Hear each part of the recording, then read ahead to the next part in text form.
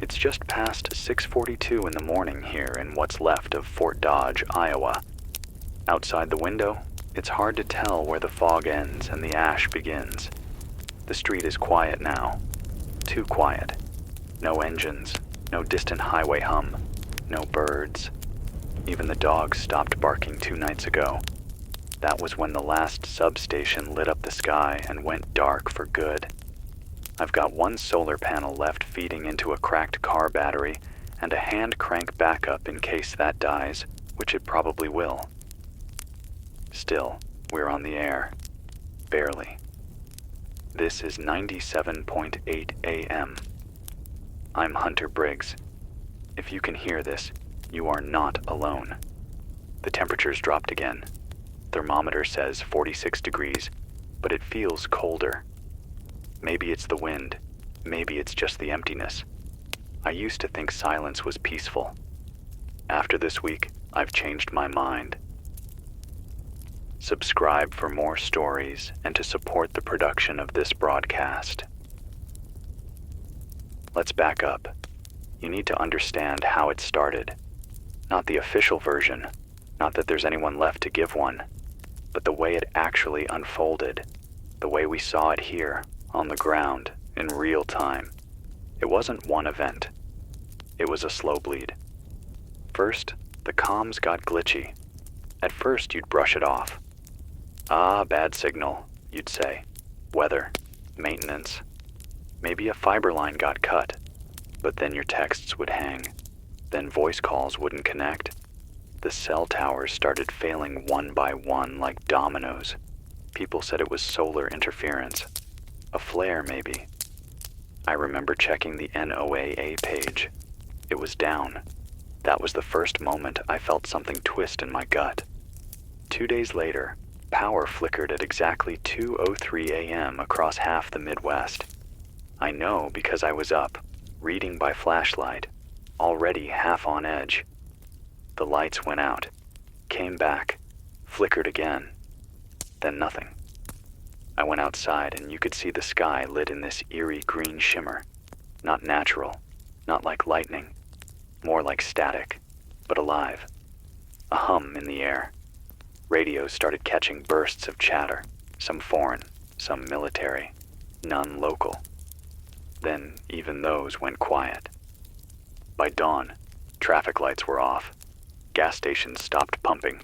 Grocery stores started locking up. But the worst part? No one official said a word. No alerts. No press conferences. Just silence. People waited for guidance. They waited for someone in a uniform to explain what was happening. But no one came. By the 3rd day, someone torched the city hall. Not because of anger, because they thought they'd find answers inside. Documents, orders. They found nothing. Just empty offices and overturned chairs. The mayor was already gone. Took his family and vanished, left behind a voicemail that sounded like he was crying. I walked through Main Street that evening. The stores had all closed, but the fronts were smashed in. Everyone knew the rules were over. Not because they were told, but because nobody came to stop them. When you realize no one's coming to help, your whole sense of right and wrong twists. You can feel the social fabric unraveling like threads under a knife. The hospitals tried. I'll give them that. Dr. Keller at Unity Point was still taking patients even after the backup generators started failing. They were triaging in the parking lot, using flashlights and bottled oxygen. But there's only so much you can do when the ambulances won't start and the roads are jammed with stalled cars. Then came the fevers, the ones no one could explain. Burning hot, dry coughs, bleeding gums. Half the town thought it was radiation. The other half blamed whatever was in the water. I think it was both. I talked to a guy who used to work for the state grid. Name's Arnold, ex-engineer. He said this wasn't random. Said the substation surge patterns matched what you'd see in a cascading failure caused by a power reconvergence loop. His words, not mine. What it means is that something, or someone, used a flaw in our own systems to flip the switch on everything. He didn't use the word cyber attack. He didn't have to. He's gone now. Last I saw, he was heading west on a bicycle with 2 jugs of water and a wrench in his coat pocket. That was 3 days ago. We've had looters, sure, but that's not what scares me. It's the silence. It's the little things that tell you the old world's dead. The smell of rot when you walk past the pharmacy. The empty shelves at the feed store. The fact that I haven't seen a single plane in the sky in over a week. Not even a contrail. I got a shortwave message yesterday, bounced off someone still transmitting from South Dakota. Said Lincoln's gone. Not damaged. Gone. Flattened. Like something hit it from above. Maybe it was a missile. Maybe it was something else. The signal was weak, full of static. But I heard crying in the background. Then it cut out. I've been boiling water in a metal drum in the back of the station. That and a sack of rice is what I've got left. It's enough for a while if I stretch it. I traded my last spare batteries for iodine tablets and a shortwave booster. Probably a bad deal, but there's no currency now. Just desperation and trades. People are adapting, though. I've seen it. A family on 4th Street rigged a windmill out of bike parts and an old metal sign. There's a guy named Ken who's teaching kids how to use hand tools. They don't smile, those kids, but they learn fast. You have to. I think about the old tech sometimes. How the stuff we tossed aside is saving us now. Crank radios, paper maps, garden seeds, wood stoves. The things you could hold, fix, build with your own hands. The digital world? It vanished like steam. And all we have left is what we can touch. I'm tired. I won't lie about that. Sleep doesn't come easy. You hear things at night, not just voices. Mechanical whining, distant thuds, sometimes static coming through the vents. I keep the station door locked with a steel bar. I don't know what's out there anymore, but I know it's watching. I tell myself this is temporary, that this is just a reset, that someone, somewhere is working on a fix. But that gets harder each day. The sky hasn't been blue in over a week, just gray, just haze. And this morning, I found 3 dead birds on the steps. No wounds, just dead. If you're still listening, if your radio still works, write this down. Boil water. Keep moving at night. Stay out of large cities. Don't trust anything that still hums with power, unless you built it yourself. And if you hear a buzzing, not from the speakers, but inside your ears, get underground. They said it would never happen here, that America was too strong to fall. But it didn't fall. It was unzipped, piece by piece, quietly.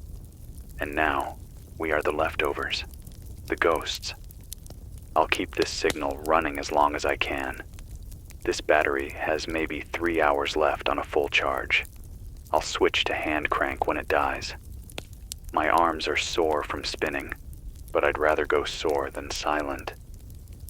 If anyone out there has a working transmitter, set to 27.125 megahertz, that's CB channel 14. Use low tone.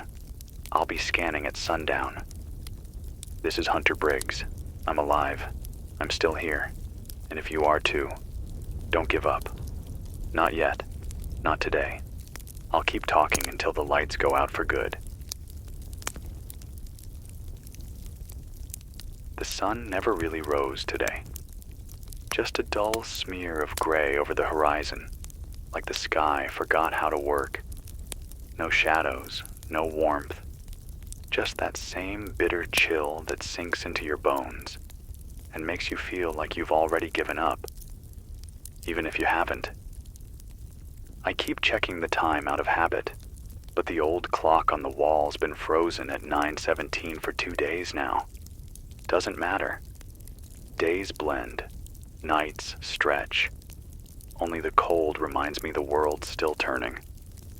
I spent most of the morning reinforcing the window in the back room. Some glass cracked during the windstorm last night. Or maybe it wasn't wind.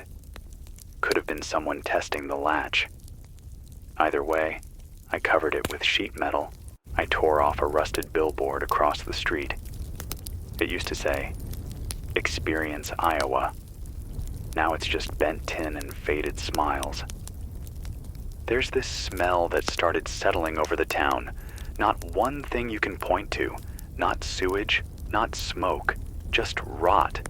The kind of rot that soaks into everything. Wood, paper, fabric, your own skin. Maybe it's the wet ash in the air. Maybe it's death. I haven't been out past the intersection in 3 days. Not because I'm scared of people. I'm scared of what's left of them. I've seen shadows moving along the streets at night. Human shapes, maybe. But they don't walk right. They don't carry flashlights. They don't knock. They just pass. Slow. No footsteps. Just the scrape of something heavy being dragged. Sometimes I see them stop in front of the station. They stand there for minutes, just looking. Then they go. A week ago, I'd have thought it was my mind playing tricks. Now, I trust the fear more than the facts. I got a weak signal this morning, a burst of Morse from somewhere west, I think. Hard to tell with the interference. It repeated the same 3 letters over and over, DEC. No one uses that as a call sign, not military, not broadcast. I tried transmitting back, but nothing came through. Just silence. Then the radio squealed so loud it cracked one of the old speakers and knocked a cup off the desk. I keep wondering what that sound means. It's not just static. It has a rhythm, like breathing through a broken machine. I've heard it 3 times now, always at 4:11 a.m., like clockwork. My body wakes up before the noise comes, like it knows. I read an old emergency survival manual today. Found it in the drawer of a busted police cruiser a few blocks down. It had dust on it, and blood on the corner. Page 47 said, "In a total systems failure, prioritize human communication over digital communication." That line stuck with me. Human over digital. That's what I'm trying to do right now. That's what this is. You know what I miss? Laughter. Not just the sound, the surprise of it. That involuntary spark when something absurd breaks through the tension. We haven't had that here since the power went out and the dogs started howling. Lately, even the dogs don't bark. I think they understand better than we do. There was a guy, Tony, who used to run the hardware store. He was the type who always had a joke, even if you were just buying duct tape. I found his door open 3 days ago. No sign of him, but the whole place had been cleared of anything useful. All that was left was a note on the counter. It said, "Went east. If you're still sane, don't follow." I think about following anyway, just for a different view. But the truth is, there's nothing out there. Not really. Just more dead towns and empty highways and skies that feel wrong. Like we woke up in a mirror of our old world, and everything's just slightly off. They say when the bombs fell, not all of them detonated. Some fizzled out midair. Some disappeared. Others did something we weren't expecting. I'm not talking about the nuclear fire. I'm talking about the blackout. The blackout was the real weapon. People think the bomb is what ends society. It's not. It's the silence afterward. The grid went down, but not like before. This was surgical, targeted. Not just power, not just water, but coordination. Algorithms, systems we didn't even know ran our lives. One by one, they choked out, not with a bang, with a blink. Arnold told me once that the grid isn't just lines and generators. It's a brain. A digital brain that learns from itself. He said if you poke it wrong, it doesn't die. It panics. And when it panics, it shuts everything down just to protect itself. Maybe we built a system too big for our own understanding. Maybe someone else figured that out before we did, and used it against us. There's no news anymore. Not really. The last national feed I picked up was a scrambled emergency loop out of Omaha. Female voice, repeating the same 3 sentences. Remain in place. Aid is coming. Do not approach the perimeter. It played for 10 hours. Then it stopped. Aid never came. And now there's no perimeter left to approach. I found a cracked photo frame in the alley behind the station this morning. It had fallen face down into the ash, but the glass had protected the photo underneath. A family, smiling. 4th of July, maybe. You could see the sparklers in their hands and the string lights overhead. I stared at it longer than I should have, not because I knew them, but because they didn't know what was coming. Sometimes I envy the ones who vanished early, the ones who never got to see this slow decay. I envy the ones who still had faith when they died. I haven't heard from my brother in 12 days. He was in Des Moines. Said he was heading north with his girlfriend, trying to reach her grandparents' farm. Last thing he said to me was, "Stay warm and stay human." I've been trying, Marcus. I really have. I think there's something happening underground. Not metaphorically. I mean literally. The basement of the library is humming. I don't know how else to describe it. You step down the stairs, and the air feels thicker. Like you're walking into a place that doesn't want you there. There's power coming from below. Old power. Dirty power.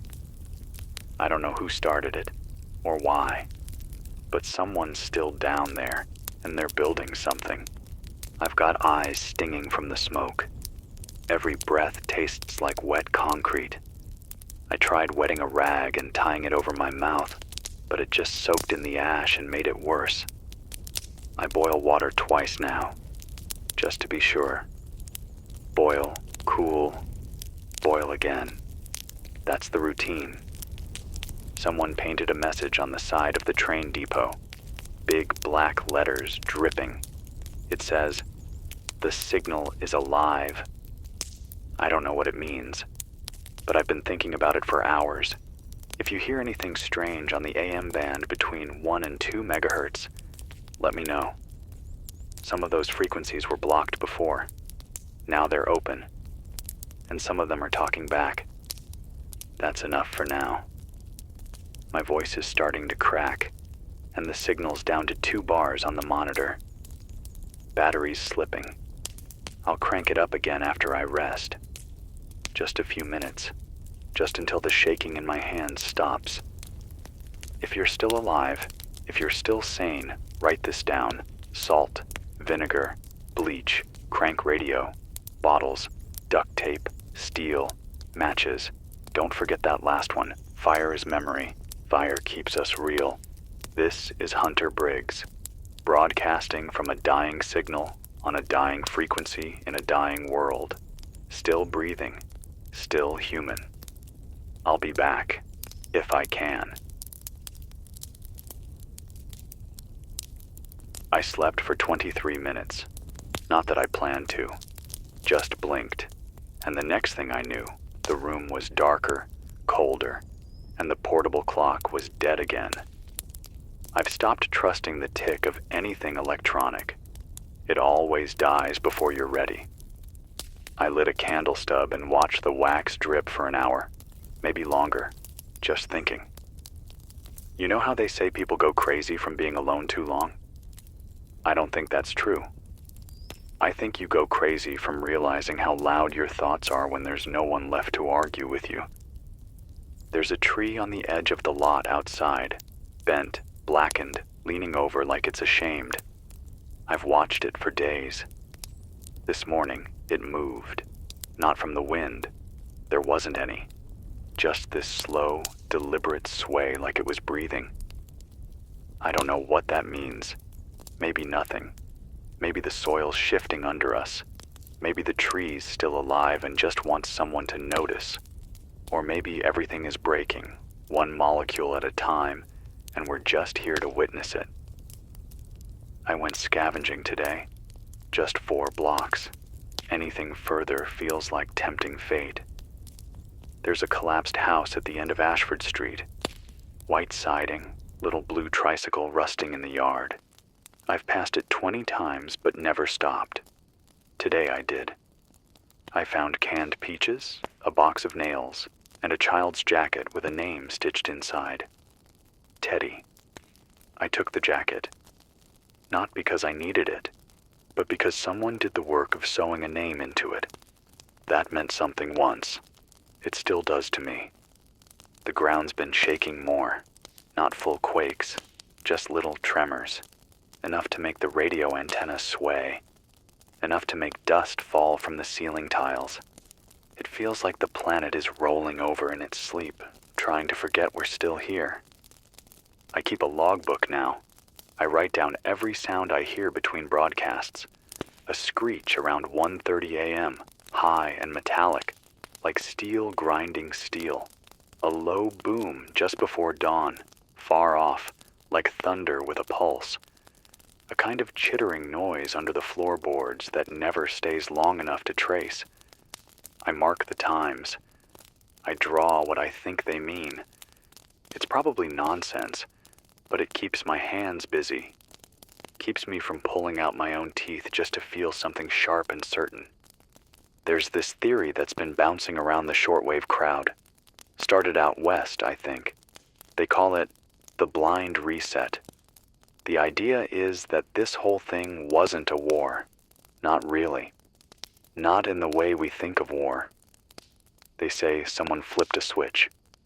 A cold, clean switch that turned off the world to see who survives without the noise. No announcement. No enemy. Just a silence test. They think the satellites are still there, still watching, just not talking. And maybe they'll start talking again when they've seen enough of us fall apart. I don't know if that's true. I don't even know if I want it to be. Because if someone is still watching, why haven't they helped? There's a burn line through town. You can see it if you stand on top of the grain silo. It's a long black scar across the earth, straight and wide, like something swept low with heat and never came back for the mess. I followed part of it once. There's no debris, no bodies, just glassified soil and the smell of something wrong, like ozone and bleach. I don't go near it now. There's a school bus still parked on 5th, yellow paint peeling, tires half deflated. Inside, there's a blanket hung like a curtain behind the driver's seat. Someone's living in there. Or was. I didn't knock, just left a can of beans on the step and walked on. Some things don't need words. The only good news I have is this. The windmill on Granger Street is still spinning. It's patched with garbage bags and duct tape, but it's catching air. The people there have light. I saw it glowing through their windows last night. A soft flicker. Not LED. Firelight, maybe. But it looked warm, real. I almost cried. Not because I miss electricity, but because I miss seeing something steady.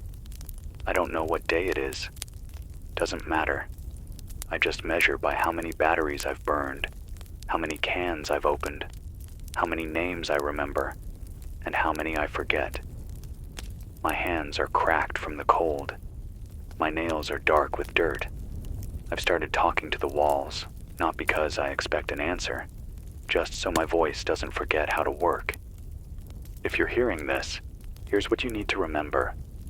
Cover your windows, even during the day. The light isn't always what it looks like. Don't trust loudspeakers that sound too clean. If you can hear it perfectly, it's not human. Stay close to water, but don't drink from anything that smells like plastic or fish. Boil. Always boil. And if you hear the sky buzz, not hum, not thunder, but buzz, find shelter underground. Something's wrong with the atmosphere. It's not static. It's not weather. It's something else. I miss my mother's voice. Isn't that strange? Out of all the things, the world, the cities, the life before, it's her voice that echoes loudest. She used to hum when she cleaned. Never a song I knew. Just little broken tunes like lullabies forgotten in the womb. I tried to hum one this morning and choked on my own breath. It hurt more than I thought it would. There's a man who walks the tracks every third day. I don't know his name. I don't even know if he's real. But he wears a red coat, carries a long stick, and drags something behind him in a burlap sack. He never looks up, never strays from the rails. I tried to call out once, but my voice died in my throat. I just watched him pass, like a shadow with purpose. They say memory is the last thing to go, that your mind will strip away everything else before it lets go of a face. I'm clinging to the faces now.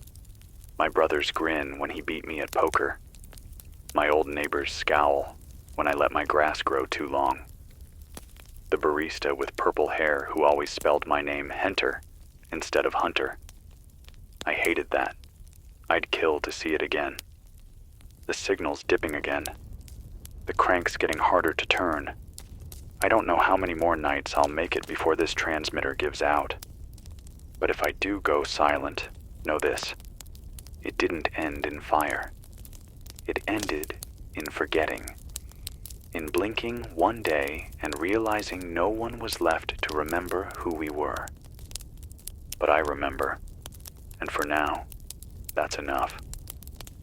This is Hunter Briggs, transmitting from the bones of Fort Dodge, Iowa, with a dying signal and a stubborn will. I'll keep speaking until the air swallows me whole. If you're out there, speak back. I think I'm starting to forget what the sky used to look like. Not the sky now. This heavy, endless sheet of gray that hangs over everything like a blanket soaked in ash. But the one we had before.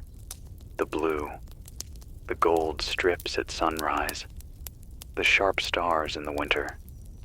It's been, 2 weeks? 3? And it's already leaving me. That's what scares me more than anything. Not the hunger. Not the silence. But the fact that my own memories are starting to fade. I sat on the roof of the station this morning. Just wrapped myself in an old wool coat and let the wind chew at my face. Didn't even feel the cold at first. Just numb. My ears rang the whole time. That low, pulsing whine that comes when you haven't heard another human voice in too long. Or maybe it was the signal again. I've stopped trying to separate what's in my head from what's in the airwaves. Below me, the town looks like a diorama someone abandoned halfway through. Cars rusting into the pavement. Traffic lights swinging for no one. Storefronts with cracked windows and shelves still full of things no one wants anymore. I passed a jewelry store yesterday. Nothing touched. Not a single broken case. You'd think people would loot that first. But what does a diamond mean when the water's gone and your teeth are falling out? I've been rationing down to 1 meal a day, if you can call it that. Usually canned beans or some kind of soup you're not supposed to eat cold. But I eat it cold. Less fuel used, less noise made. I chew slow, even when I'm starving. Makes it feel like more than it is. I tried fishing from the overpass once. Stupid, I know. There's barely any water left under there, and what's left smells like metal and blood. Still, I dropped a line, left it overnight. Came back and found something tangled in the hook. Not a fish. Not anything I could name. Looked like it had teeth in the wrong places. I threw it back and haven't tried since. I've started marking the walls with chalk, a line for every day I make it through. It helps, gives time a shape. I'm up to 29 now, 29 marks. Some are thicker than others, some smeared, but they're all there. I stare at them a lot, like they're a scoreboard, like they matter. You ever think about how quickly people unravel? I mean, really think about it? It doesn't take long. You'd think a society as big and shiny and powerful as ours would fall slowly, piece by piece, over decades. But that's the lie. The real truth? All it takes is a week without structure. 1 week. That's it. And suddenly, your next-door neighbor is swinging a bat at your front door because you've got 3 bottles of clean water, and he doesn't. I saw it happen. I watched polite people, churchgoers, school teachers, tear each other apart over matches and aspirin. Not because they were bad, but because they were scared. And scared people do ugly things. There was a kid, maybe 16, 17, who tried to break into the station 4 nights ago. Skinny, pale, looked more like a ghost than a boy.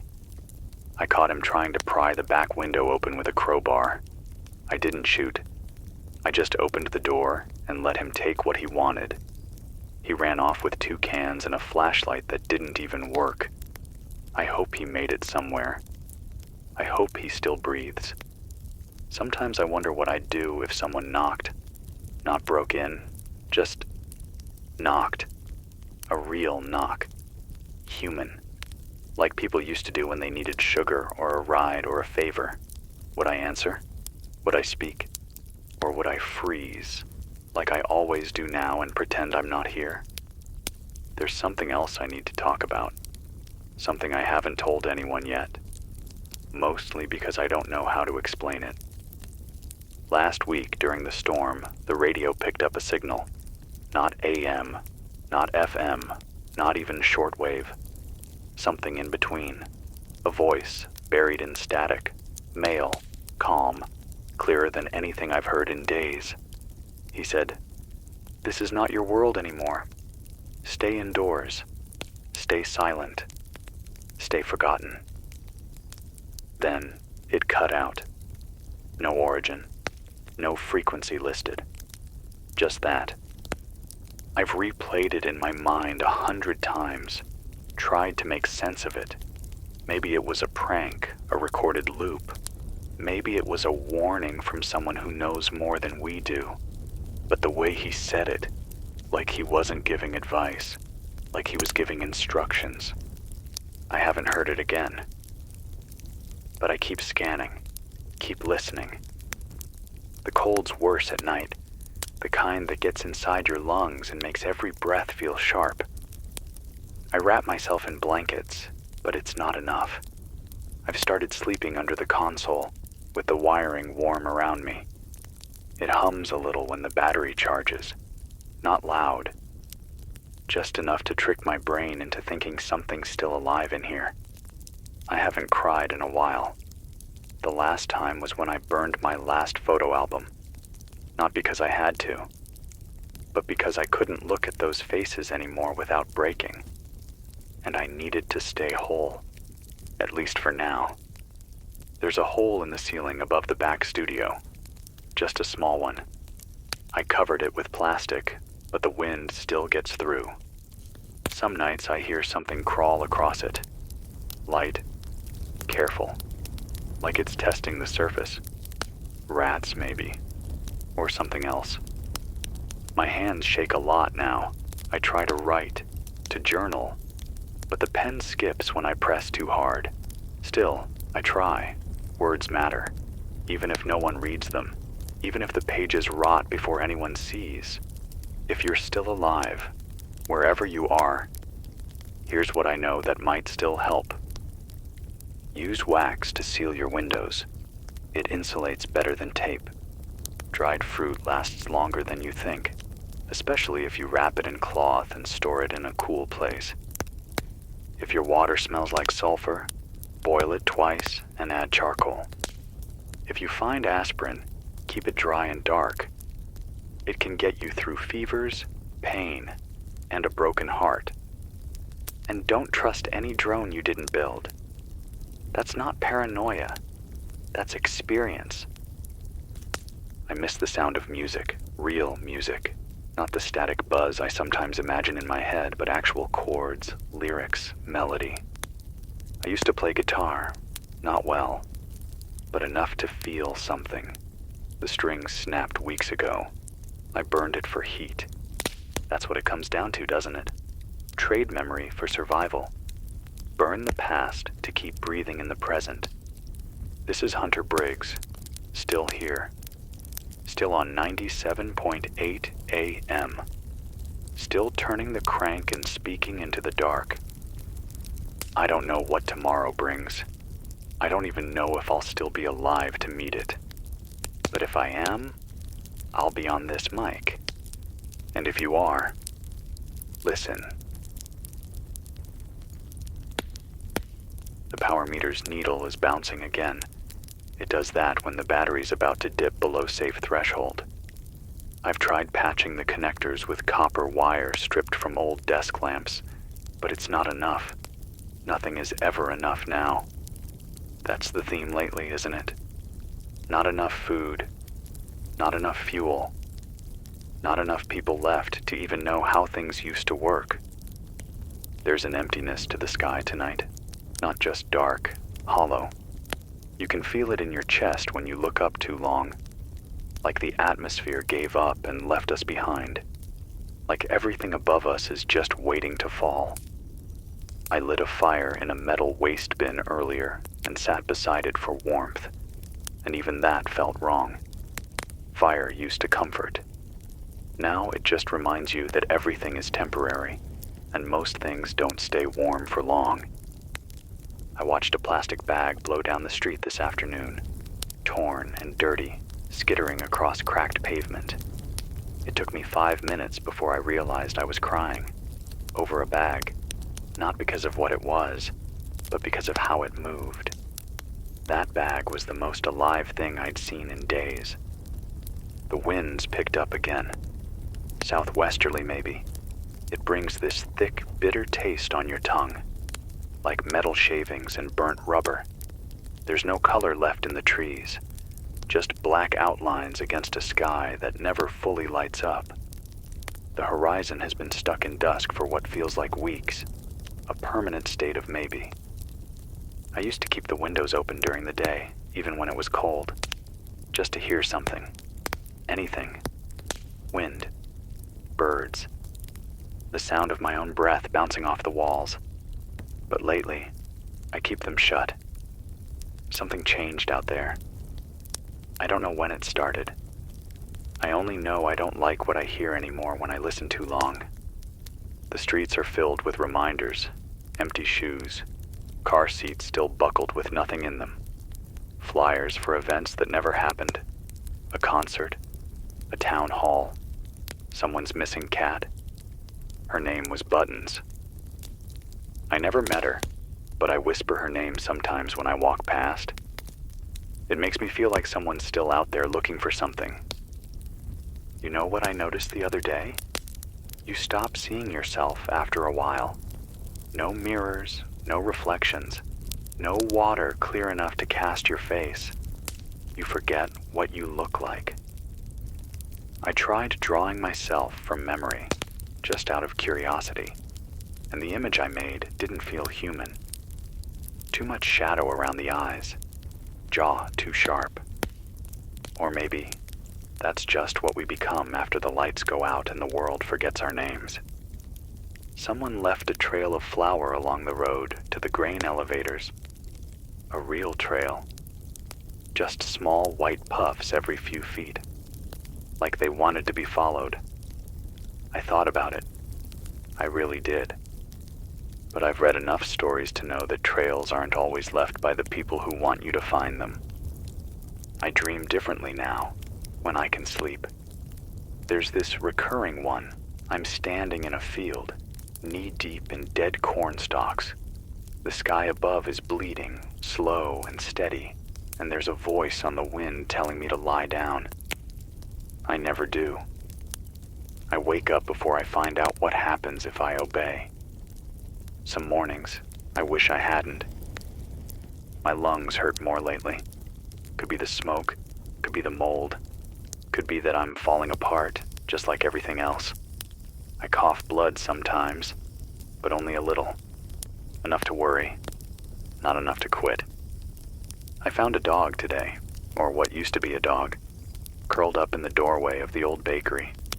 No injuries, no visible illness, just dead, peaceful in a way, like it finally decided it was done waiting for someone to come home.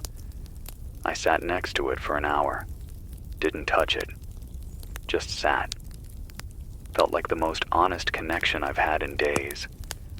This part's hard to talk about, but I need to, because it's real, and because if I start lying to you, even a little, then there's no point in keeping this mic on. Last night I heard music.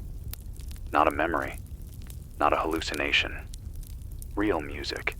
Distant, off-key, like someone was playing an old music box with a missing tooth. It came from the west, toward the silo. Played for maybe 3 minutes. Then silence. I stood by the door with a crowbar in my hand and didn't move until sunrise. I checked the area this morning. No tracks, no source, but the smell of lavender hung in the air, soft, artificial, like the kind in air fresheners or funeral homes. It faded by noon. Something is broadcasting again. Something strange. I picked up a pulse tone this afternoon at 12:09 p.m., precisely. It repeated every 12 seconds. The intervals were too perfect to be natural. I recorded it, played it back. There's something embedded in it, a frequency spike, maybe even words. I'll try to decode it if the battery holds. People used to think apocalypse meant fire, bombs, explosions, but that's not what this is. This is erosion, a slow unmaking of everything we trusted. The real apocalypse is just forgetting how to be alive. I've stopped marking days on the wall, not because I gave up, but because it's too easy to lose track. I use weather now. Ashfall day, quiet wind day, the day the sky hissed. That's how I know where I am. There's an old woman who used to live 3 blocks down. I think her name was Lorraine. She used to bake bread and leave the loaves wrapped in cloth on her windowsill to cool. I checked her house last week. Still warm in places. Fireplace going. No sign of her. Just a single loaf of hard bread, unwrapped, left beside the window, like she still expected someone to knock. The thing is, I almost did. I think that's it for tonight. The signal's starting to warble again, and my voice is cracking worse than usual. I'll crank for another 15 minutes and leave the carrier wave on, just in case someone's scanning. I always do. Remember, the world didn't end in a flash. It ended in whispers. And some of us are still whispering back. This is Hunter Briggs. I'm still here, still listening. If you are too, you know where to find me. I think I talked in my sleep last night. Not that there's anyone left to confirm, but I woke up with my throat sore and my mouth dry, like I'd been whispering secrets to someone who never answered. I sat up in the dark and listened, half expecting a voice to speak back. But there was nothing, just the static hum of the transmitter and the creaking bones of this old building settling into the weight of silence. It rained this morning. First time in I don't know how long. Not a hard rain, just a slow, pitiful drizzle that tapped on the roof like it had something to say but didn't know how.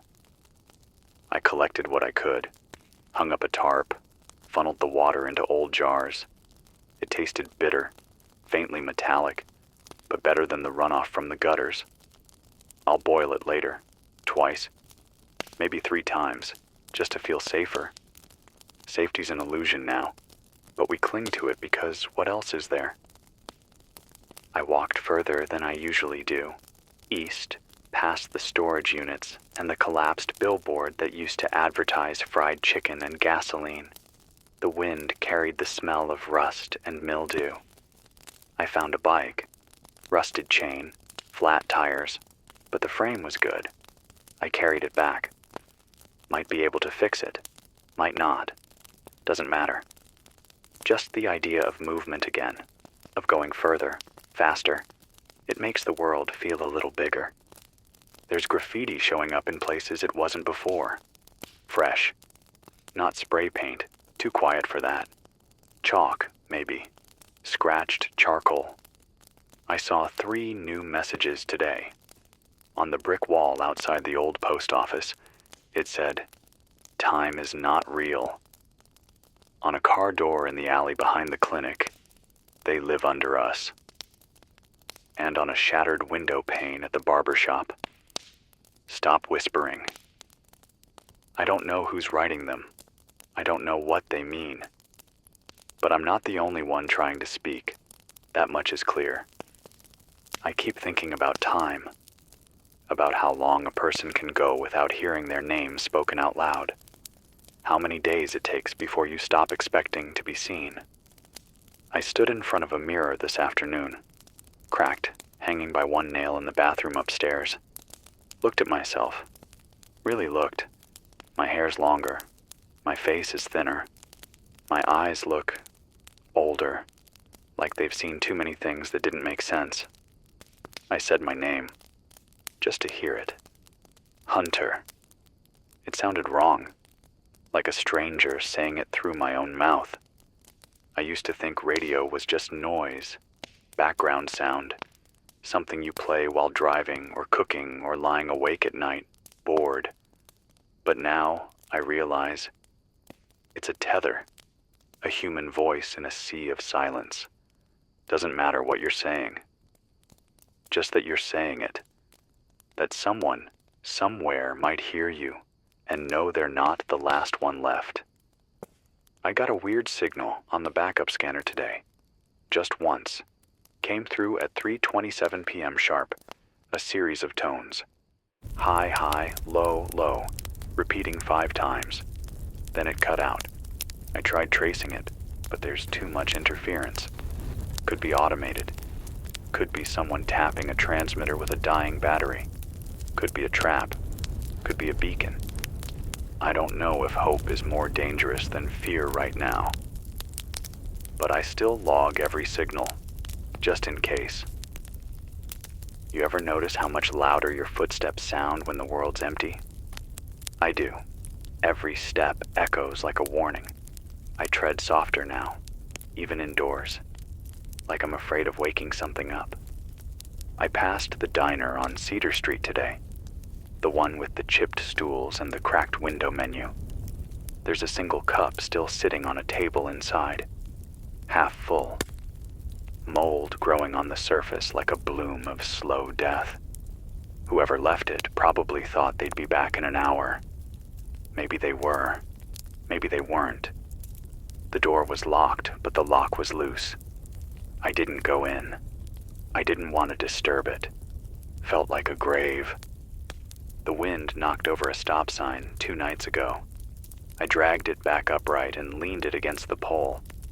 No one's driving. No one's coming. But for some reason, it felt important. I've started naming things. Objects, not people. There aren't enough people left to name. But I gave the bike a name. Rex. I don't know why. Maybe because it gives me something to talk to. I named the hand crank Judy. I curse her every morning when I wake up and have to spend 20 minutes spinning life into the transmitter. But she still works. She still sings. There's a building downtown with boarded windows and a single red light glowing in the stairwell. It wasn't on before. I know, because I check that block every few days. Now it is. I haven't gone inside yet. Not because I'm afraid of people, because I'm afraid of what's left of them. That kind of light means power, and power means control. And control these days is rarely gentle. I've started talking to the walls again, not out of madness, out of rhythm. My voice calms me, even if I'm just reading labels or singing half-remembered lyrics. Today, I sang an old tune my dad used to play in the garage while he fixed the car. I don't know the words, just the hum, but it helped. I found a radio in a dumpster behind the old community center, waterlogged, cracked. I took it anyway. Spent all afternoon drying it with rags and the last bit of sun I could catch. It buzzed once when I hit the power switch. That was all. But I'll keep working on it. We used to throw things away when they stopped working. Now we fight for them. I remember when the biggest problem in my life was that I didn't have enough hours in the day. Work, bills, errands. Now all I have is time. Long, heavy hours that stretch and stretch until they bend inward and collapse. And the only thing worse than the silence is the waiting. What are we waiting for? I keep a single candle by the console. It's not for light. It's a signal to myself. When the flame's gone, I stop talking. I sleep. When it's lit, I speak. Even if it's just to the void. It's burning now. So I'll say this. If you're still out there, if you're listening, if you're holding on by your fingertips, don't let go. Not yet. You're not alone. This is Hunter Briggs. I'm still breathing, still on the air, still human. I think the hardest part isn't the hunger, it's the quiet. The way it fills every space, every second, like water in a sinking room. At first, you think it's peace, a break from the noise. But then it stretches, it deepens, and you realize it's not quiet at all. It's absence of people, of purpose, of everything that made the days feel like days and not just open-ended hours leaking into each other. The sky this morning looked bruised, not a metaphor. Actual purple-gray clouds pulsing low over the hills, like the sky's been holding its breath too long and finally let something slip. I watched it from the roof again, wrapped in 2 coats and one of those silver emergency blankets that crinkle like plastic. The cold didn't matter. I needed to see how the world was moving, and I needed to feel small under it. There's a radio tower about 5 miles from here. Used to run local FM for the college station. Last I heard, the campus went dark sometime in the second week. Fires, maybe, or something worse. I've thought about walking out to the tower, seeing if the repeater still works, but it's a long way without certainty. And with Rex, the bike, I'd be dragging dead weight over cracked concrete and broken glass. Still, it's a thought. And in this world, thoughts are currency. Keeps you from freezing over inside. I found a Polaroid in the gutter outside the old DMV. It was face down, half wet, edges curling. When I peeled it up and turned it over, I saw a man and a woman holding each other in front of a truck. He's wearing sunglasses. She's laughing. They both looked like they belonged to a better year. I carried it in my pocket all day without really thinking. That night, I pinned it to the corkboard above the console, right next to the signal map. Like maybe it gives this space a little more soul. There's something strange happening with the birds, or the lack of them. I haven't seen a single bird in over a week, not even a feather. Not even something dead on the road. It's like they just left. Like they got the message long before we did. I wonder where they went. The trees creak more now, at night especially.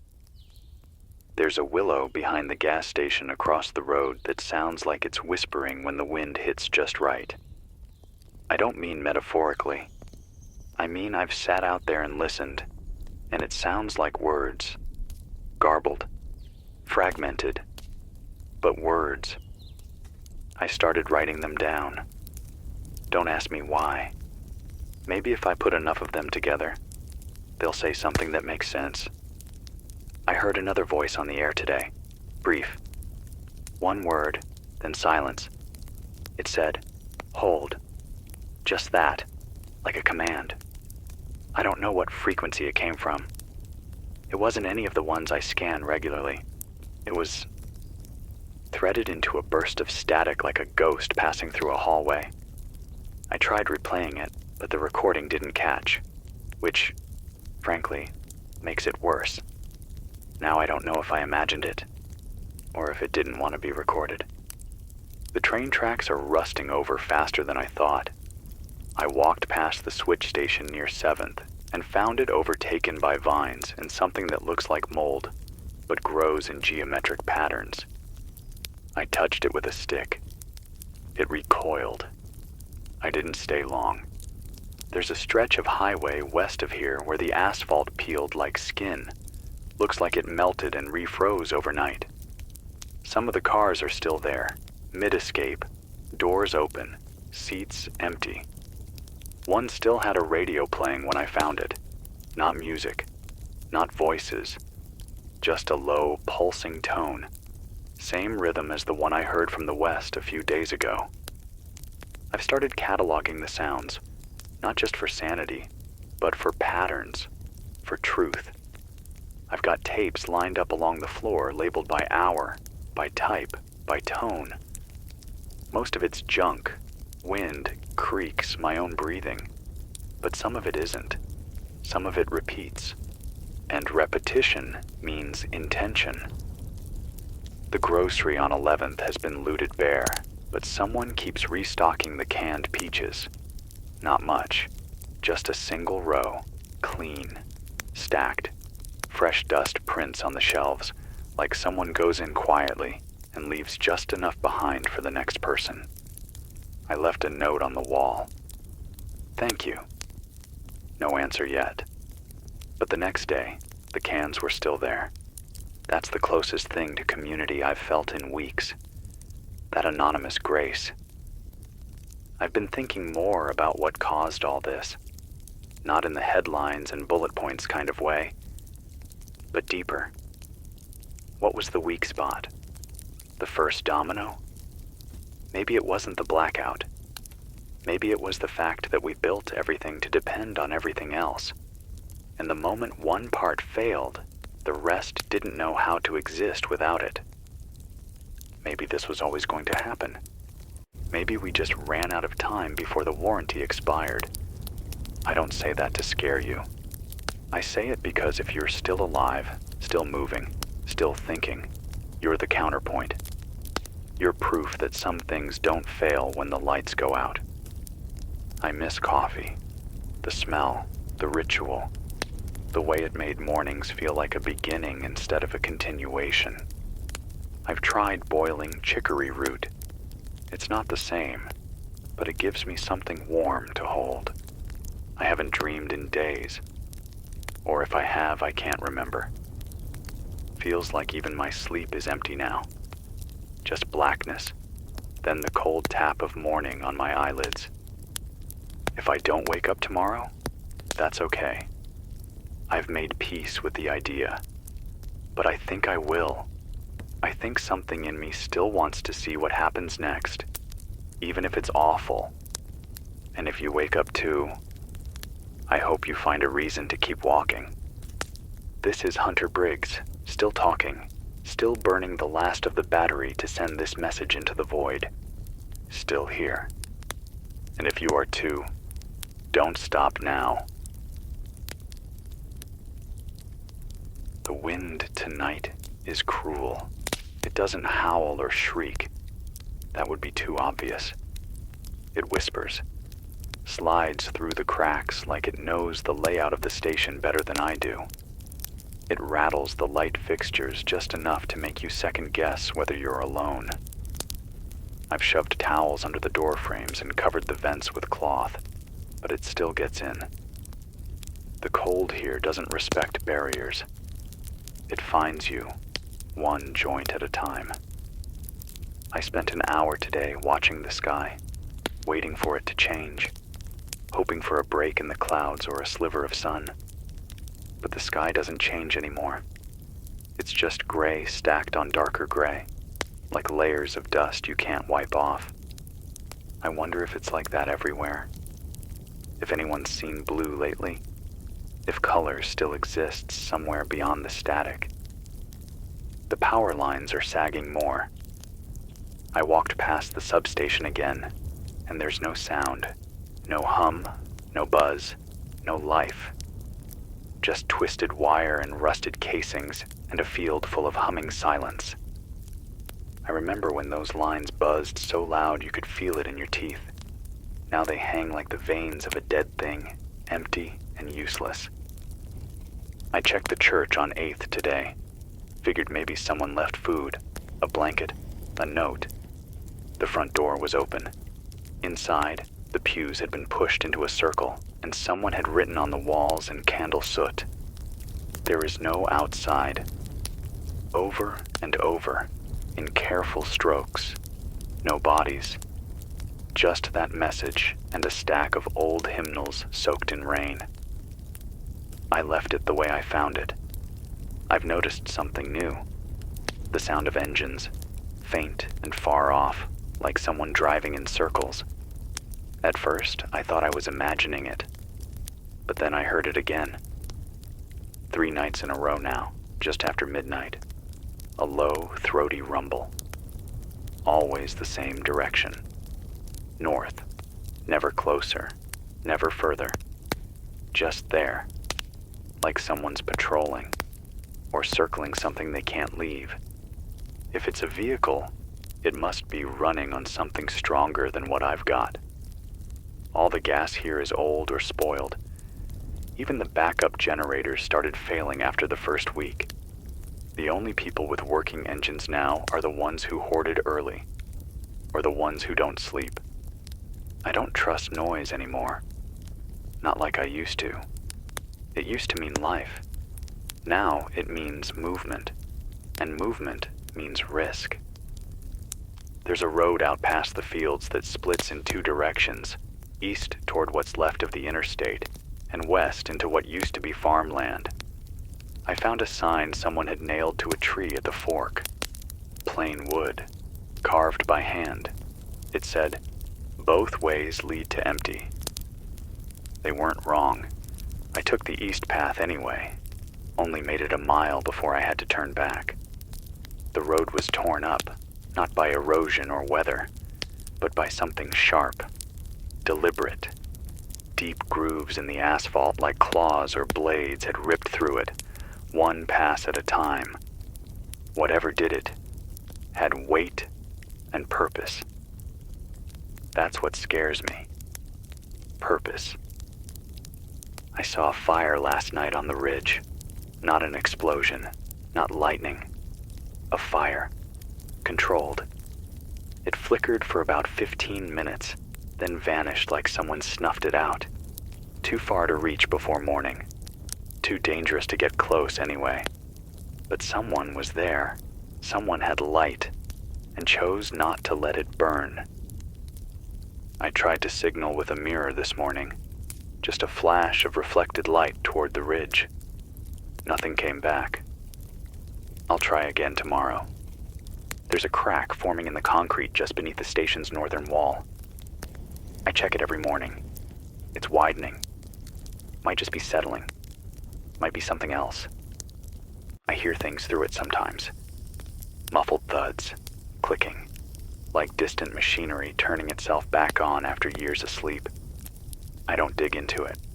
Whatever's under us has its own agenda.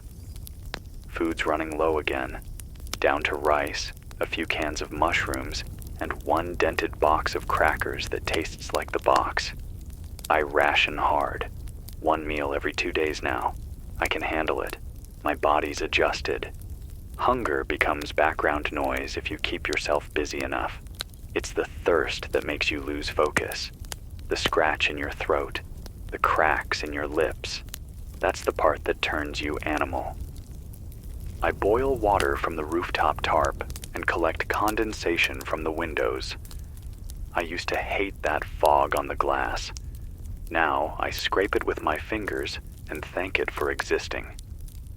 The radio's acting stranger than usual. Caught a burst of foreign speech this morning. Sounded like Russian, maybe Polish. Only got a few words before the signal broke up. Containment failed. That's it. The rest was lost. But it was a live voice. That much I'm sure of. Not a recording. A man breathing hard like he was running while talking. I keep scanning the bands. Keep listening. Every now and then I hear fragments, songs warped by static, laughter that cuts off too fast. Once I heard what sounded like a child saying, "I don't want to go," over and over. No reply. Then silence. I don't know if these signals are coming from real people, or if they're echoes, leftovers, but I write them down all the same. Someday, someone might make sense of it all. There's mold on the basement stairs now, blue and green, climbing the wall in slow swirls. I sweep it back, bleach it when I can, but it keeps returning, like the earth trying to take the station back, inch by inch. This place was never meant to last this long. None of them were. We built our world out of noise and motion and screens, and when those failed, we were left with our bones and breath and nothing else. I have dreams sometimes where the world never ended, where I'm back in line at the grocery store, fumbling with my wallet, annoyed that I forgot something. Then I wake up in a cold sweat, grieving a moment that used to frustrate me.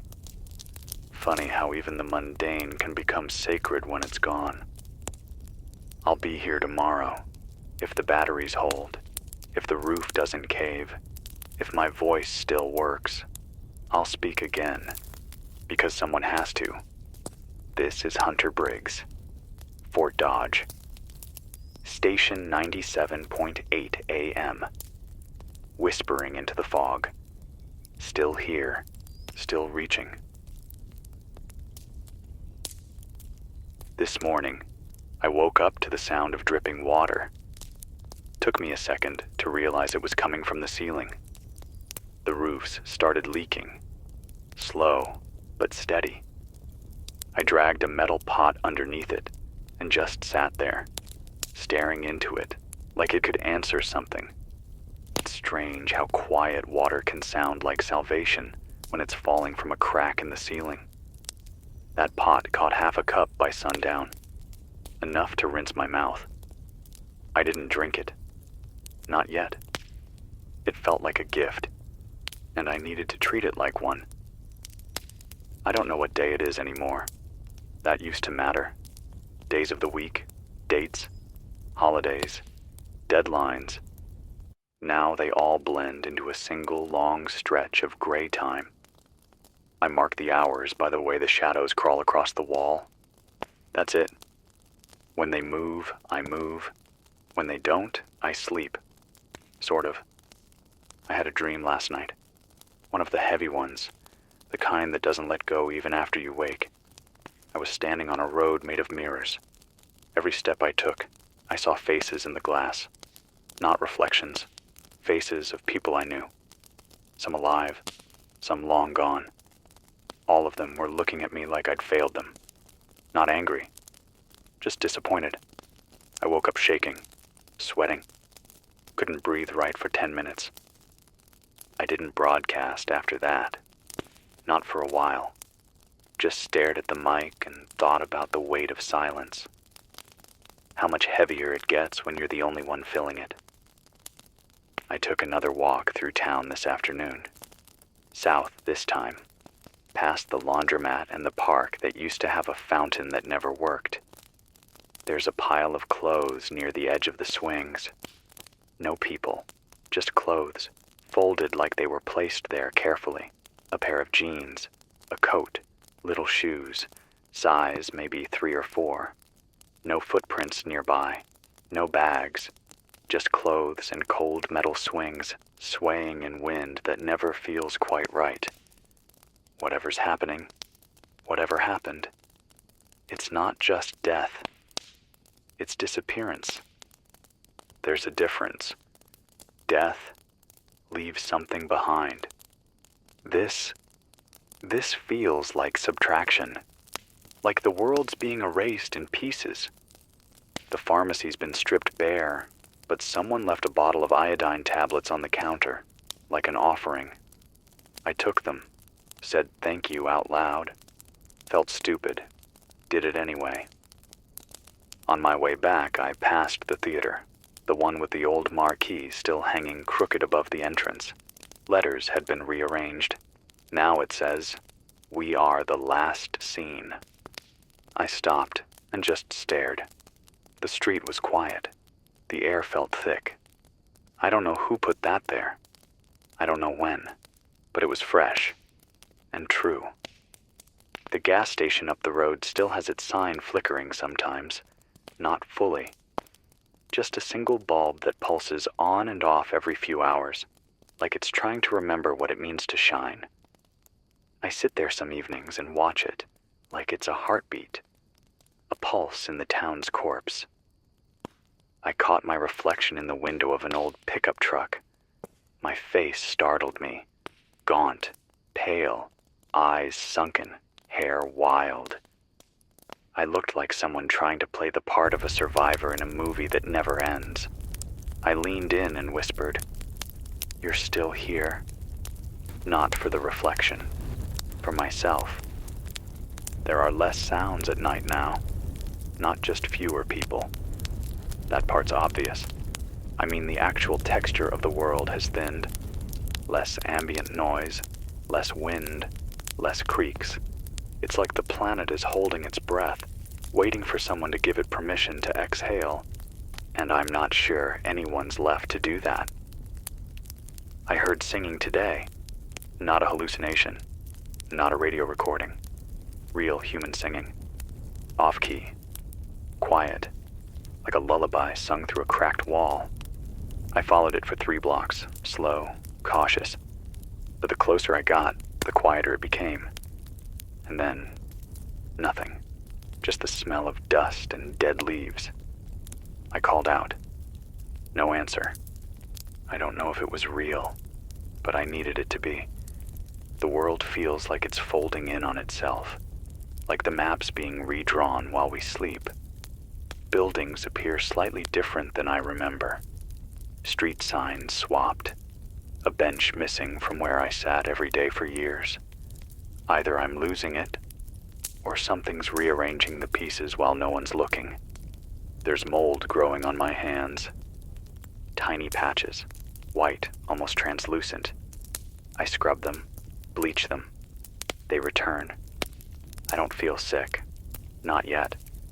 But something in me knows this isn't right. Maybe it's the air. Maybe it's the water.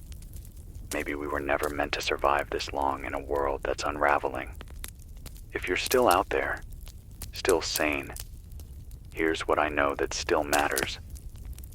Shelter is more important than fire. Noise attracts hunger.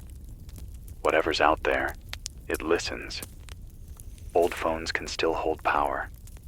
Use them for light, for memory, not for hope. Paper matters. Write things down. They outlast everything. If you feel watched, you are. If the shadows start moving before you do, leave. And if you hear your own voice from somewhere it shouldn't be, run. I'm not saying these things to scare you. I'm saying them because I've lived them. This isn't a story anymore. It's a warning. And I hope someone out there is smart enough to heed it. The mic is hot. The air is cold. The silence is thicker than usual tonight. This is Hunter Briggs. Still whispering. Still spinning the crank. Still not gone. I lit a candle around 4 this morning and just watched the flame. I think I stared at it for an hour, maybe more. The wax pool bubbled near the edge like it wanted to spill, but never quite did. I didn't move. Didn't speak. Just sat there letting the silence wrap around me like smoke. Sometimes I wonder if that's what we are now. People with quiet hearts and candlelit faces, just waiting for the wax to run out. I haven't been outside since yesterday. Not really. Just opened the door to let the wind sniff at me like some invisible thing deciding whether or not I still belong. I didn't step past the threshold. The air smelled wrong again. Sharp, like something chemical burning underground. Not smoke, exactly. Something closer to burnt plastic and old hospital corridors. It clung to my tongue. I keep the front door barricaded now, not because I'm expecting anyone, but because it makes me feel like I'm choosing to stay in. Choice is the last form of freedom in a world like this. You pick where to sit, what to eat, what time to sleep, whether to speak, whether to stay alive. The floorboards near the north wall have started warping. I step lighter there. A few days ago, I dropped a flashlight, and the impact made the whole corner of the room shudder, like something deep beneath it had been disturbed. I haven't touched that area since.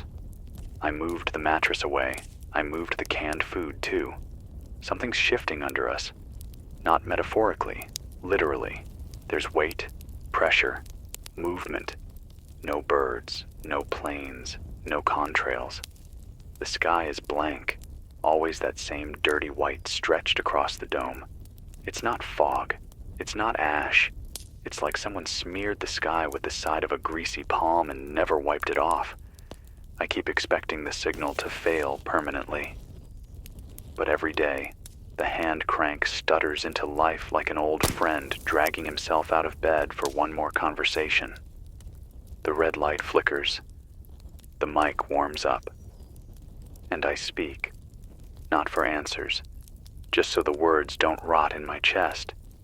I've been thinking about sound lately, how strange it is that we trust it, how much we rely on it to tell us what's real, and how easy it is to mimic, to replay, to twist. A voice you know, distorted just enough, becomes a stranger. A laugh too perfectly looped makes your skin crawl. There's a payphone on the corner of Maple and Fifth.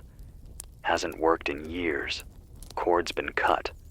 But someone's been placing coins on the cradle. Neat little stacks of quarters. Every time I check, the stack is different. Sometimes taller. Sometimes gone. I've never seen anyone touch it. Never seen the change happen. But it keeps happening. Like someone's trying to make a call and just doesn't know the number. You think things like that would scare me? They don't. Not anymore. They just remind me that something else still moves. I saw a shadow in the station window last night, just for a second. My own, maybe. Or maybe not. It didn't mimic my movement, just stood there, still, watching. I stayed perfectly still, didn't even blink. Then it turned and walked away. I didn't chase it. You don't chase shadows in times like these. You learn to let them pass like ghosts looking for someone else to haunt. I got a weak signal out of Missouri yesterday. Barely audible. It cut in and out like someone tapping a mic while hiding behind a waterfall. 2 words came through. Stay beneath. No frequency tag. No repeat. Just that. Stay beneath. I don't know what they meant. Shelter? Underground tunnels? Maybe they've seen what I've started feeling. That whatever's above ground isn't ours anymore. That maybe the surface is being claimed by something patient and slow and not at all interested in sharing. I used to believe in rescue, that someone would come, a convoy, a military outpost, a plane, anything. But that belief is brittle now. I still scan the skies, still hope, but my feet are planted in something colder, something more honest. The rescue is you. What you build, what you remember, what you preserve when no one else is looking. I boiled water for 2 hours today, just to pass time, just to watch something bubble and move. I caught my reflection in the pot's curve. I looked sick, hollow-eyed. My teeth are more yellow now. My skin's dry. But I'm still here, still breathing, still trying. That counts for something. I used to keep the radio on at night, even static, just for comfort. But the static's been stranger lately. Underneath the white noise, there are tones, patterns, Morse-like, but not quite.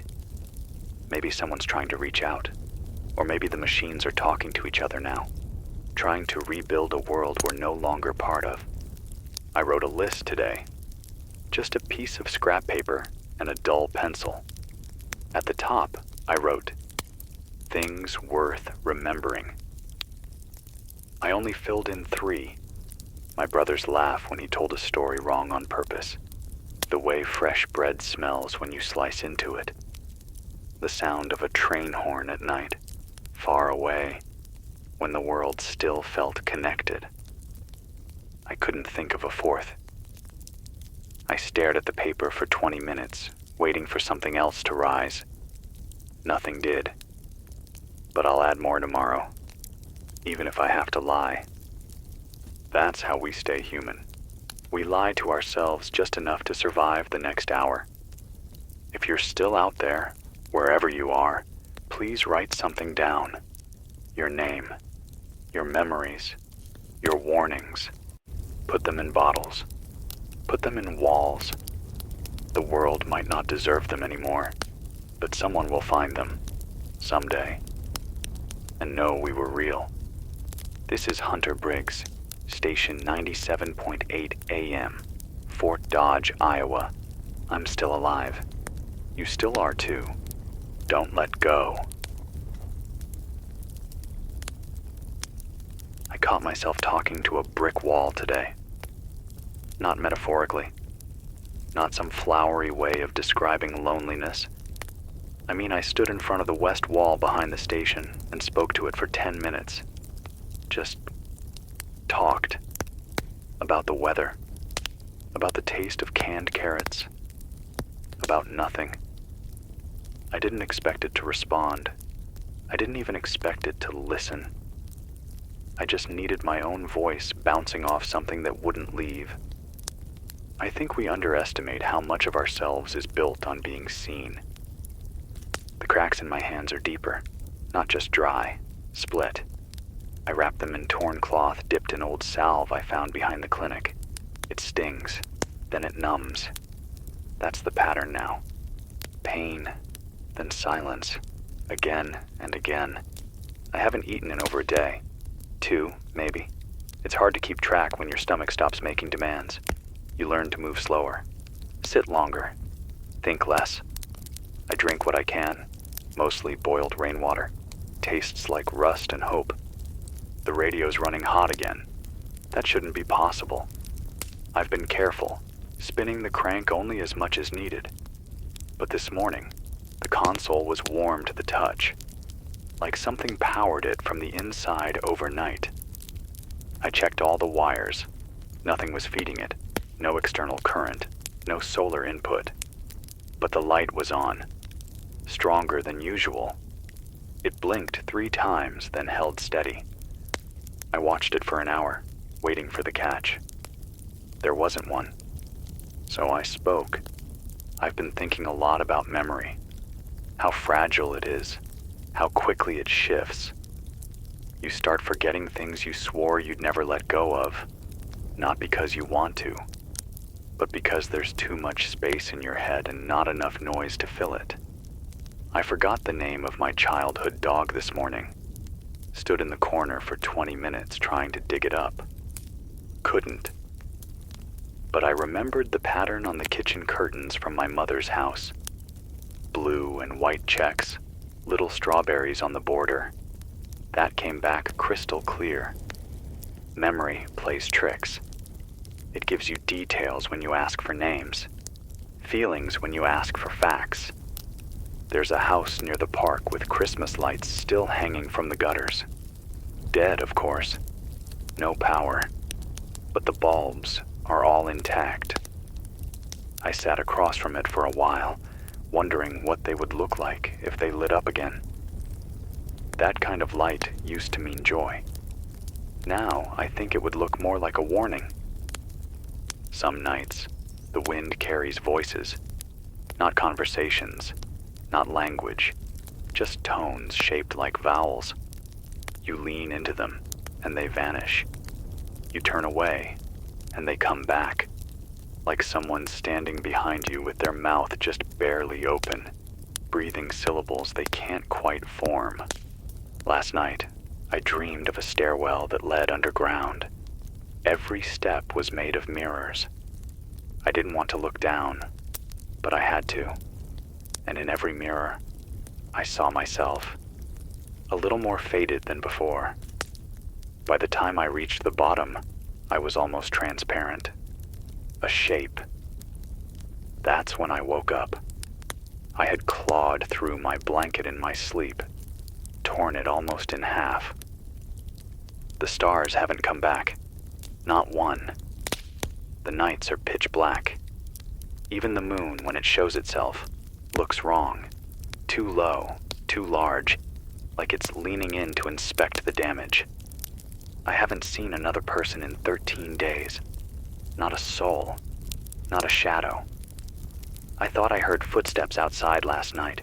Fast, light, like bare feet on pavement. But when I looked, there was only a paper bag rolling across the road. I still locked the door after that. Some habits don't die, even when everything else does. There's mold in the kitchen now. Thick black strands along the window frame. I scrape it daily. It returns nightly. I think it's growing toward the heat, toward the frequency. The station hums at night, just under the floorboards. I feel it through my bones more than I hear it, like a second heartbeat that doesn't belong to me. I wrote another list today. This one's called Sounds I Miss. Distant thunder when you know it's not headed your way. A loved one calling your name from another room. Someone else's laughter in a restaurant you've never been to. The buzz of a fly you know you're about to kill. The click of a door locking behind you when you're inside, safe. None of those sounds exist anymore. Or if they do, they're echoes. Trapped in a world I can't access from here. I found a pack of playing cards in a drawer under the transmitter. Didn't even know they were there. I shuffled them for a while just to hear the sound. It's comforting. That flapping slap of paper on paper. I played solitaire. Then I played war. With myself. I lost. But it helped. Even losing can feel like a connection if it's part of a story. I've started humming again. Quietly. Not music. Just tones. It keeps the silence from pushing in too hard. I catch myself doing it without thinking. Usually when I'm boiling water or patching leaks. My mother used to do that. Walk around the house humming like she was keeping the walls in place with her voice. I get that now. If you're out there, if you can hear me, know this. Your voice still matters. Even if it shakes. Even if it's weak. Speak. Speak to yourself. Speak to the air. Speak to the dead. The sound will hold you up when nothing else does. This is Hunter Briggs, station 97.8 AM, somewhere deep in Iowa, beneath the sky that no longer watches, still talking, still alive. For now. The sky turned yellow for about 6 minutes today. No warning, just a sudden shift from gray to this dull mustard-stained color, like old paper left out in the sun too long. I thought maybe it was the light playing tricks on me. But then the air changed, thicker. It made my throat tighten, like breathing through a sponge soaked in copper. I put a rag over my mouth, crawled into the bathroom, and waited for it to pass. When I came back out, everything looked the same. But it didn't feel the same. It hasn't since. The birds are still gone. That might be the one thing I miss most. The way they argued in the trees at dawn. The way they'd burst into the sky like a thought escaping your head. Now there's nothing but silence. And that silence makes you feel like you're the only one left thinking. I tried to paint today. Found some dried up acrylic tubes and a stiff brush in the back closet. I mixed what color I could with a little water and smeared it across an old receipt paper roll. It came out brown. Just brown. I didn't care. I painted a horizon. It didn't look like anything real, but it gave my hands something to do. Sometimes you need to see a line between earth and sky, even if it's fake. There's a noise that's been bothering me lately. Not loud, not sudden, just persistent. A kind of faint tapping. Not rhythmic, like a drip, but purposeful, like fingers on glass. I've searched every inch of this station for the source, found nothing. But it always starts around the same time, right after I finish talking on the air. I've started speaking longer each time, trying to delay the sound. Maybe it's in my head. Maybe it's not. The other day I passed by the playground near Roosevelt Avenue. All the swings were gone, chains dangling like torn arms. But the roundabout? It was moving. Just a little. A slow turn, creaking once every few seconds. There was no wind, not even a breeze. I stood there for too long, just staring at it. Like if I looked away, it would start spinning faster. I turned and walked home without touching it. The memories come and go now, like waves that forget how to break. I'll remember a face clearly, the way someone stood, the exact shade of their hair, but not their name. Then later, the name will return without the face. My mind's shuffling the pieces, rearranging the archive. I keep waiting to forget myself, but I think that part comes last. I've had no food in over 40 hours. Hunger doesn't feel like pain anymore. It's more like fog inside your bones, like your limbs are filled with smoke. You get dizzy, then clear, then dizzy again. I found a roll of breath mints in a glove box, maybe 3 years expired, but they still crunch. I let one dissolve on my tongue, like it was the last thing left from the old world. Maybe it was. There's still no sign of people. Not really. But there are traces. Warm footprints in dust. Empty containers that weren't there yesterday. I think there are others nearby. I don't think they want to be seen. I get it. Visibility is risk. Exposure invites endings. But I wish someone would knock. Even once. There's a note on the wall of the laundromat now. I didn't write it. Didn't see who did. It's just 4 words, scribbled in charcoal. We're not the last. No punctuation, no signature. Just that. I stood there with my hand on the door, reading it over and over. Then I turned and walked away without opening it. Some things aren't meant to be confirmed. I've stopped fixing the clock. It always dies after a few hours, and I'm tired of pretending the numbers mean anything. Now I count by broadcasts. This is the 37th, maybe the 38th. Depends on whether I count the one where the mic didn't pick up. I've had to switch to the emergency transmitter again. The main one's burning too hot. Feels like something inside is trying to push past its limits, like it knows I'm holding it back. I wrapped it in a wet towel and shut it down for now. The backup still hums. Software reliable. Like an old friend who doesn't say much, but never leaves. I miss music. Not just hearing it, playing it. I used to pluck a guitar in the evenings, hum along while the sun went down. The strings snapped months ago. I tried restringing it with wire, but it sounded like pain. So I stopped. Now I just hum. Not songs, just tones.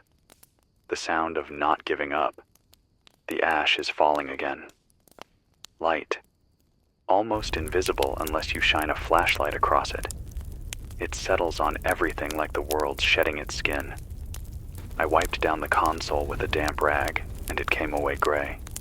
My hands stay gray now, too, no matter how much I scrub. I saw a deer 3 days ago, or what used to be a deer. Thin. Movements jerky, like its legs weren't wired right. It didn't see me, just stood in the intersection, shaking its head slowly like it was trying to dislodge a thought. Then it walked off into the fog. I haven't seen it since. But I keep looking.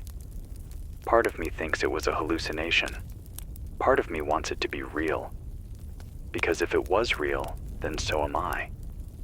I've been asking myself the same question every night before I sleep. If this is the end, what is it the end of? Civilization? Sure. Communication? Absolutely. But deeper than that, it's the end of assumption. The end of knowing what tomorrow might look like. The end of waking up and expecting something to greet you. Now every day feels like unwrapping a gift you didn't ask for. You hope for food. You get silence. You hope for warmth. You get mold. Still, you open it. Still, you breathe. Still, you speak. Because that's what we do. Until we don't. This is Hunter Briggs, still alive, still on the air, still whispering through the wires in the hope that someone, anyone, might whisper back. If you're out there, if you've made it this far, stay warm, stay aware, stay human. The power light on the console flickered once this morning and didn't come back on. I sat there staring at it like maybe my gaze alone could coax it back to life. I didn't move for a long time. I didn't breathe loud. I didn't speak. Just watched that little red circle, the only eye left in the dark. And when it stayed dead, I finally stood up and said nothing. I switched to the emergency line again, spun the crank until my arms burned. Listened to the static until I could hear shapes in it. Some days, I don't know if I'm keeping the radio alive or if it's keeping me alive. Doesn't matter. We're both still here. That's the deal.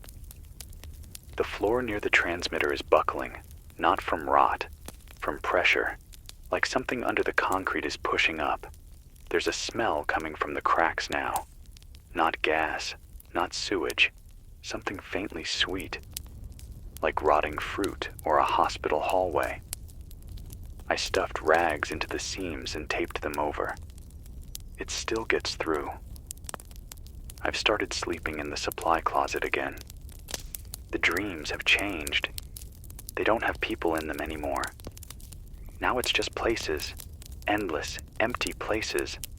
Long halls with flickering lights, forests without sound. Stairwells that never end. I wander them without urgency, without fear. It's not that I've stopped being afraid. It's just that fear doesn't belong there anymore. That world is quieter than this one.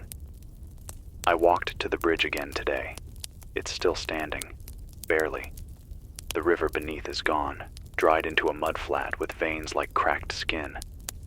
On the far side, I saw something move, tall, slow, not a person. Something too thin, too smooth. It didn't turn.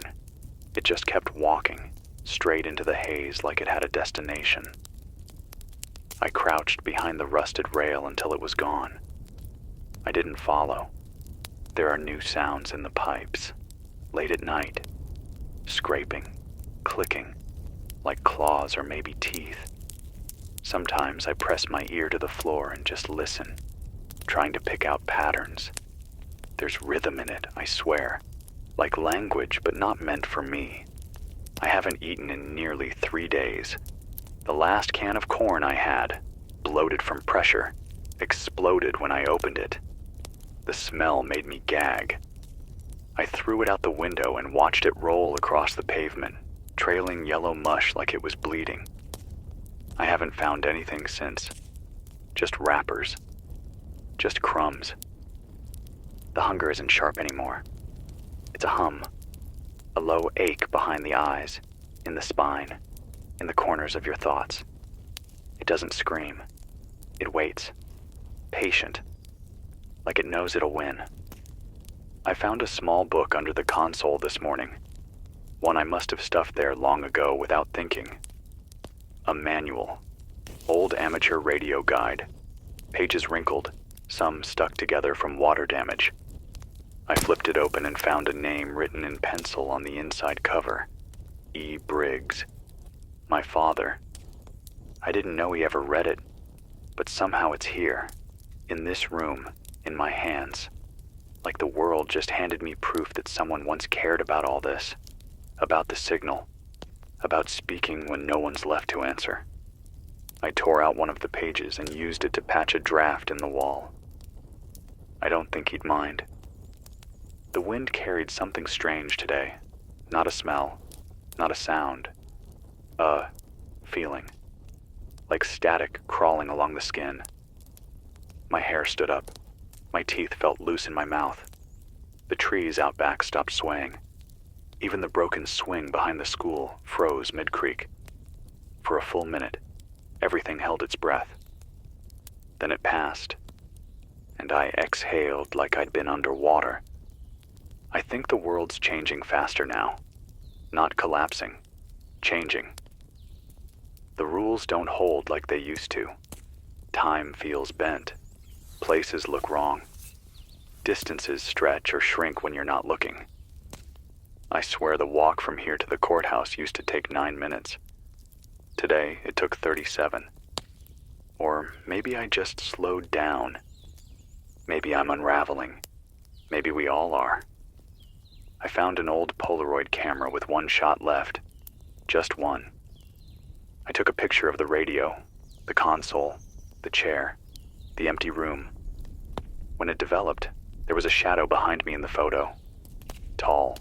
Still. I looked over my shoulder. Nothing there.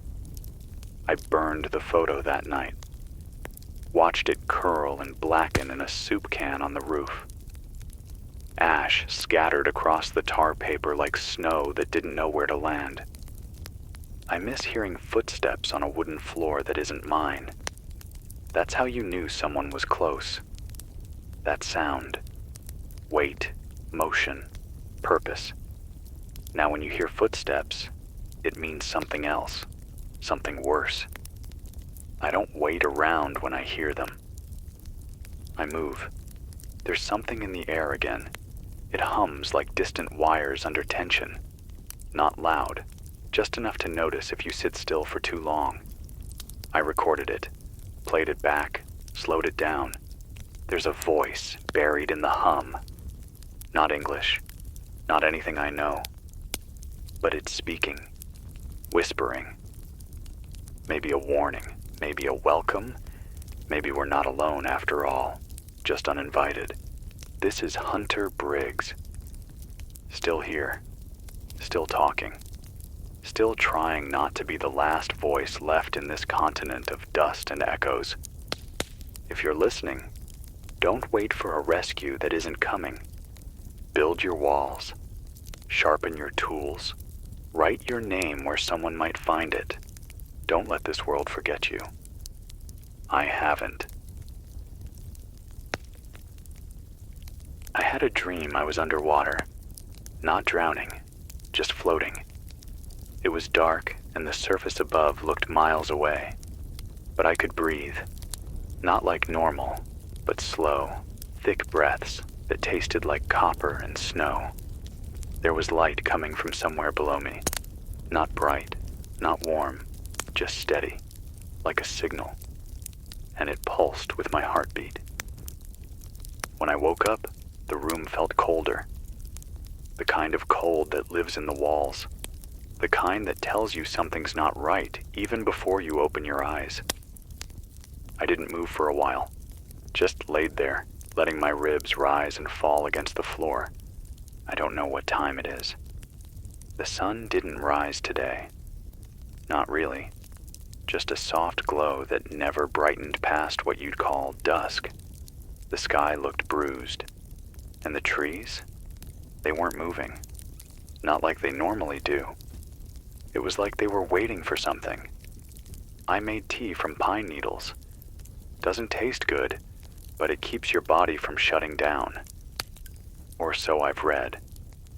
I held the mug like it was sacred, watched the steam curl into shapes that disappeared as soon as they formed. I saw a woman's face in the curl once, briefly, then it was gone. I haven't spoken to another living soul in 22 days. I keep a tally now, scratched into the edge of the desk with a rusted screw. 22 marks. I've had more conversations with this mic than I've had with people this entire month. Still, I talk, because if I stop, I might forget how. I walked the perimeter again today, just the block around the station. Nothing new. Same bent signs, same broken glass, same hollowed out cars and grocery bags blowing across the street like ghosts without purpose. But on the wall near the fire station, someone had written something new. It wasn't chalk this time. It was blood. 4 words. It knows we listen. I don't know who wrote it. I don't know what it means, but I didn't stick around to think about it too long. I came back here, locked every door, bolted the hatch, covered the windows, and now I'm here, talking to a red light again. The signal's been cleaner lately, not stronger, just clearer, less static, like the noise is thinning out, like something is clearing the way. I should be relieved. I'm not. I've started hearing things through the receiver, not voices, not even words, just breathing, heavy, slow, like someone on the other end is listening and trying not to make a sound. I don't respond when I hear it. I just turn the gain down and wait until it stops. It always stops eventually, but not before I feel it. That pressure. The sense that I'm no longer alone in the room, that something's watching me through the wires.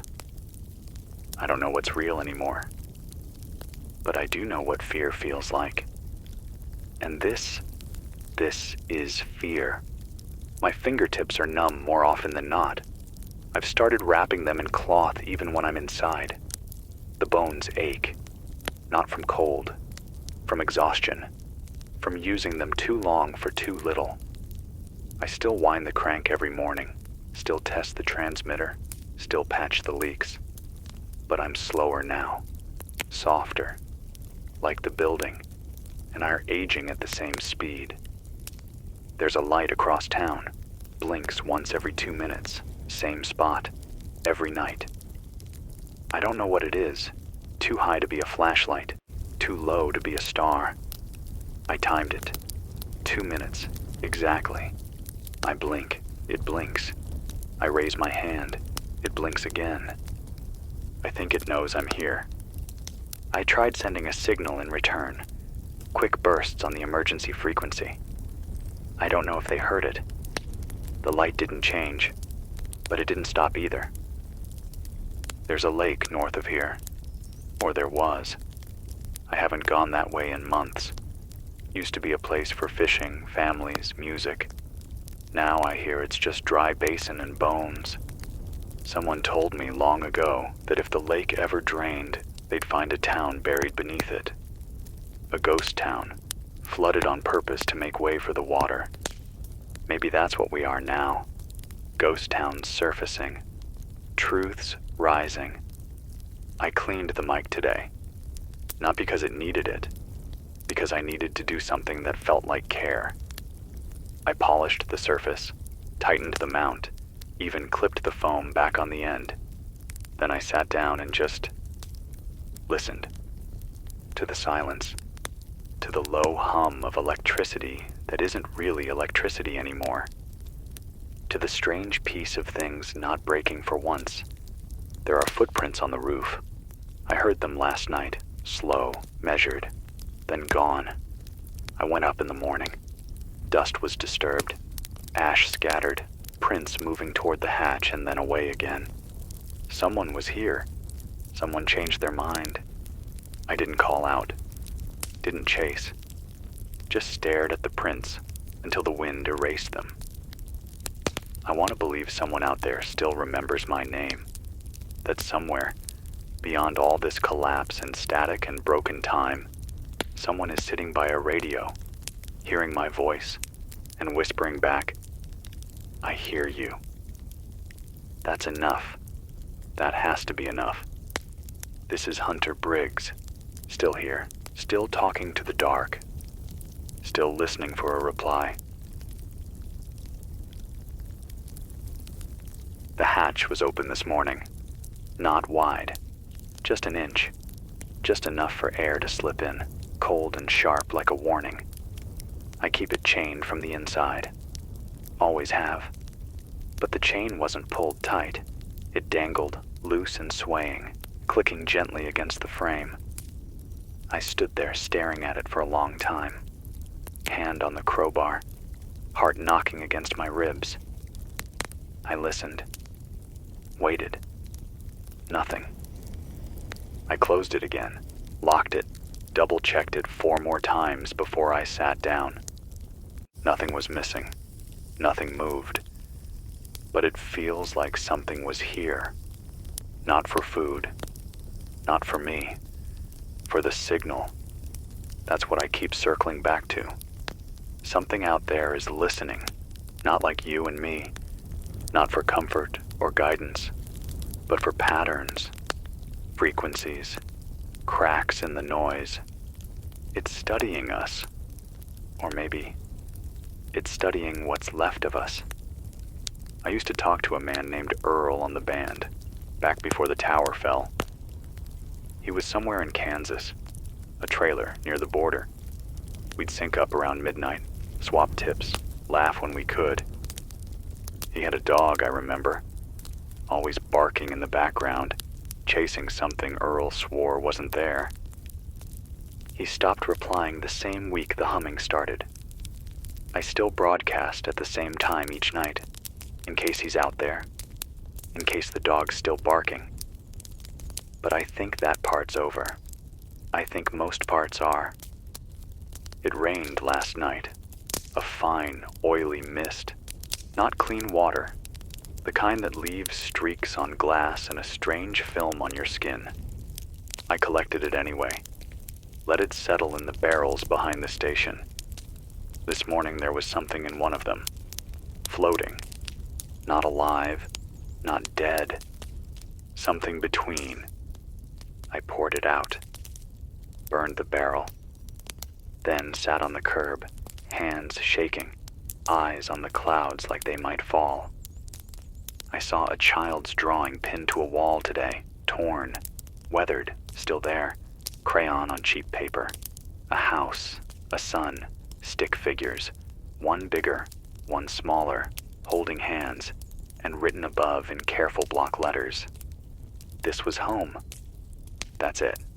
No name, no date, just that. I stared at it until my knees started to give. Then I walked away. There's something wrong with the light lately. It doesn't come from the sky anymore. Not really. It just sort of glows, ambient and directionless, like the world forgot how to cast shadows. I hold my hand in front of the wall and nothing moves behind it. No outline, just flat space. I haven't seen my own shadow in 6 days. That might be the scariest thing I've said out loud. I heard whispers last night in the ventilation shaft. Too low to make out, but close. Like someone pressed their lips against the grate and breathed words they didn't want to be understood. I didn't respond. Just stared at the vent until my eyelids burned. Whatever's out there, it knows how to mimic. I don't sleep through the night anymore. I nap in bursts, 20 minutes here, 10 there, just enough to stay upright. Any longer and the dreams dig in, pull you under, show you things that aren't gone, just waiting. The hunger came back hard today, sharp, sudden. I chewed on a strip of leather from my boot. Didn't swallow, just gnawed like an animal trying to remember what food is supposed to feel like. I don't think the body was built for this kind of stillness. We were meant to move, to chase, to be chased. Now I just sit, crank, speak, listen, and write. I wrote a letter today. Just a scrap of paper folded 4 times. It says, "To whoever finds this, my name is Hunter Briggs. I am, or was, in Fort Dodge, Iowa. I tried. I stayed awake. I remembered. Please tell someone I was real." I placed it in a jar with a match and a photograph of the station. Then I buried it beneath the rusted mailbox 2 blocks west. I don't know who will dig it up. Maybe no one. Maybe something that doesn't read. But it's there. It exists. And so do I. There's a ticking now in the walls. Not mechanical, organic, like bones clicking together in a rhythm I don't understand. I tap the wall back sometimes, just to see if it answers. Sometimes it does. Once, it matched my pattern exactly. That's when I stopped. The tape recorder I keep by the console, it started playing by itself today. A tape I hadn't touched in weeks. Just clicked on. A voice came through. Not mine, speaking in static and low tones. The words were wrong. Bent. But it ended with a phrase that's been eating at me ever since. "We remember what you were." I don't know who we is. I don't know what we were. But the voice sounded human. Tired. Almost regretful. I shut it off. But the words stayed. They always do. This is Hunter Briggs. And I am still here. If this frequency reaches you, know that I've kept the light on, even if it's dim, even if it's flickering. I've kept it on. Don't let it die for nothing. It snowed last night, or something like it. The flakes didn't melt. They didn't collect. They just floated down and settled on surfaces like dust from a broken ceiling. When I brushed them off the windowsill with the back of my hand, they made no sound, left no wet trail. But my fingertips tingled afterward. Still do. Like they'd touched static made solid. I've stopped keeping track of how many days have passed since the broadcast started. I've stopped pretending the calendar on the wall means anything. I tore it down this morning. The pictures of beaches and forests and lakes made me feel like I was being laughed at. The silence outside is heavier than usual. There's no wind, no rustling, not even the usual creaks from the buildings down the block. I walked out front earlier, just to stretch my legs, and every step echoed like I was walking through a canyon. The kind of echo that comes back slower than it should. I heard something on the old scanner again. Between the usual garbage static and carrier tones, a voice came through. Not clear, but human. Female, I think. She said 3 things, each one spaced a minute apart. Stop transmission. Return to soil. This isn't yours anymore. Then the signal vanished. I checked the antenna, thinking maybe the weather or a short caused the interference. Nothing. Everything's connected. Everything's grounded. But when I opened the junction box, a small clump of black feathers was inside. Wet, pulpy, no bird nearby, no wind to carry them. Just that. I burned them. I used to keep a little mirror by the door, a habit from when I gave a damn about what I looked like. Now it's face down on the desk. I caught a glimpse of myself yesterday and didn't like what I saw. Not because of the dirt or the beard or the hollowed cheeks, but because the expression looking back wasn't mine, or it didn't feel like mine. It looked empty, like a face that was only doing what muscle memory told it to do. Sometimes I wonder if that's all I am now.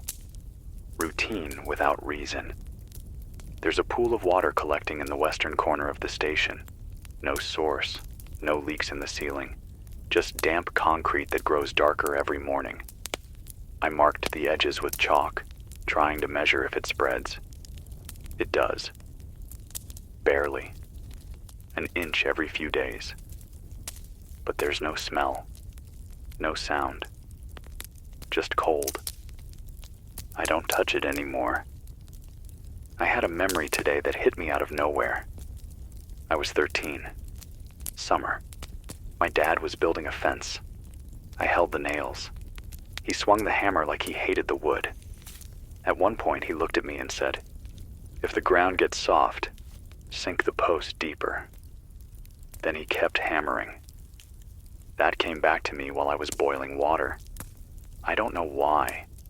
I haven't thought about that day in decades, but the way he said it, like it mattered more than anything else, stuck with me. If the ground gets soft, sink the post deeper. Maybe that's what I'm doing now. Digging in. Not because I think it'll hold forever, but because I'd rather go down standing than drift off quietly. The emergency crank is making a new sound, a groan almost. Not mechanical, almost vocal. I oiled it, cleaned the gear teeth, but every time I spin it, there's this low moan that rises and falls, like the machine is hurting. Or warning. I keep using it anyway. What choice do I have? I passed a mirror in a shop window this afternoon. Didn't mean to. I flinched when I saw myself. My coat looks 2 sizes too big now. My eyes are ringed with gray, and my hands, they don't look like mine anymore. Too thin, too stained, like they belong to someone who's already gone. I didn't stop walking, didn't breathe until I was back behind the station door. I've heard scratching again, inside the walls, not rats, not pipes. This is different, deliberate, slow. It starts just before I sleep and stops the moment I sit up. I don't call out. I don't bang back. I just listen. Quiet, still. Whatever it is, it's patient. And it's close. I miss color. Everything's gray now, even the things that aren't. You see red and it feels like rust. You see green and it feels like mold. The world has gone dull at the edges. Or maybe that's just my eyes. Either way, I stare at old bottle caps sometimes, just to remind myself that once things came in blue and yellow. I found a battery in a drawer I forgot I had. A single AA. It was wrapped in foil. Next to it, a piece of paper with "wait" written in ink. That's all. I didn't write it. I don't think I did. I haven't used the battery. I don't know what I'm waiting for. There's a field outside town where the grass doesn't grow anymore. Just scorched earth and long furrows like something heavy was dragged back and forth. I don't go there. But sometimes I smell the dirt on the wind and it smells like wires. This is Hunter Briggs, and I'm still transmitting, even when I'm tired, even when I can't remember why I started, even when the world forgets to answer, because maybe this voice is the only thing left that still means something, and if it is, then I'm not stopping. I passed a mirror today and didn't recognize what was in it. It wasn't the dirt or the gaunt face or the beard I never meant to grow. It was the eyes. There was no light in them. Not even the kind that flickers when you're lying to yourself. They were flat, reflective, like old glass. I stared at that version of me for a long time. Then I turned it around and kept walking. I haven't spoken out loud in 2 days. Not until now. The words feel dry coming out, like they're made of paper. My throat burns. My jaw aches when I talk too much. But I have to speak. If I don't speak, then none of this happened. And if none of this happened, then what's left of me? I watch the light blink again on the ridge. 2 minutes apart, still, never faster, never slower. I've tried sending bursts back, Morse, signals, flashlight flickers. I've tried drawing shapes in the snow with charcoal. But the light never changes. I don't think it's meant to. I think it's just there, blinking because it doesn't know how to stop. That's what I've become too, I guess.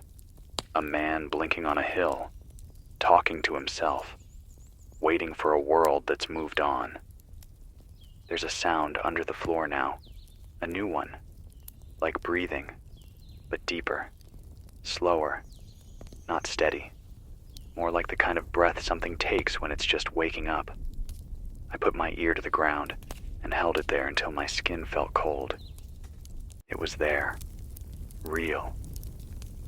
I'm not imagining it. Whatever it is, it's closer. There's a street near the edge of town that used to be lined with sycamores, big ones. Roots tore up the sidewalks every few years. Kids carved names in the trunks. One time, someone hung Christmas lights between them in July, just for fun. They're all gone now. Not cut down, not burned. Gone. Just empty soil where they used to be. I walked past that block yesterday and had to stop. It was too much, too sudden. That absence hurt more than the silence ever could. Things aren't just dying, they're disappearing. I don't even know if I'm safe in here anymore. The station was solid once, brick and steel, thick doors, backup power. But everything gives out in time. The bolts are rusting.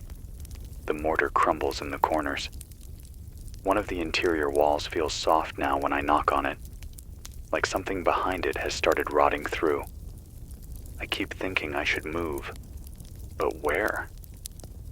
Out there, the streets feel thinner, like they can't hold weight anymore, like one wrong step and you'll fall through them into whatever's underneath, and whatever's underneath might not be done yet. I found a set of keys today, 3 of them. One long, one short, one jagged, tied together with string, hanging from a hook I didn't know was there. No labels, no context. They don't fit anything in the building. I keep them on me anyway. Maybe they're not for locks. Maybe they're for memories I've lost, or doors I haven't reached yet. The dreams are getting worse. Last night, I was in a hallway that never ended. Lights flickered overhead. My footsteps echoed too loud. There were doors on both sides, but none of them had handles. I tried knocking. No one answered. Eventually, I started running. I ran until I was breathless. When I woke up, my legs were sore like I'd really been moving, and the soles of my shoes were damp. Explain that to me. I've started recording my own breathing, just to prove to myself that I'm still here. I play it back some nights. Close my eyes. Pretend it's someone else. Someone sleeping nearby. Just so I don't feel so hollow. There's a hole behind the breaker panel in the back closet. I found it by accident. Something had chewed through the drywall. A clean, circular hole. Inside, darkness. No wires. No studs. Just open space where there shouldn't be any. I haven't stuck anything in there.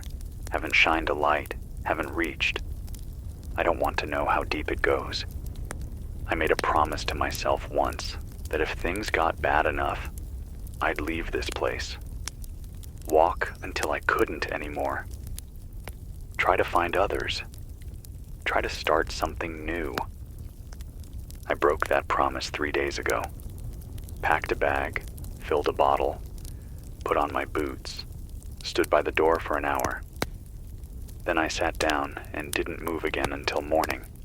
Because the truth is, I don't think there's a better place. Not anymore. I think this signal is all there is. One voice. One tower. One man who doesn't know if he's still speaking to people or just the bones of machines that haven't realized we're gone. Still, I speak. This is Hunter Briggs. Fort Dodge, Iowa. Signal weak, battery low, breath cold. But I'm here. And you are too, if you're still hearing this. And that's enough for one more day.